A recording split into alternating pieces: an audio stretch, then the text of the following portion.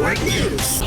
Ibinahagi ng isang overseas Filipino worker or OFW sa Dubai, United Arab Emirates or UAE ang kanyang karanasan kaugnay sa kasalukuyang tensyon sa Middle East. Sa eksklusibong panayam ng DXDC-RMN Davao kay Mariel Palapan at taga Malita, Davao Occidental na 8 buwan ang nagtatrabaho sa Dubai, ikinwento niya na narinig niya ang mga pagsabog. Ayon sa kanya, malapit lamang ang kanyang kinaroroonan sa Dubai International Airport na naapektuhan din ng Iranian strikes. Anya, ilang mga pagsabog din ang kanyang narinig kung saan inalarto din sila ng mga kapulisan para sa kanilang kaligtasan at sila'y nanatili lamang sa bahay ng kanyang pinagtatrabahuan.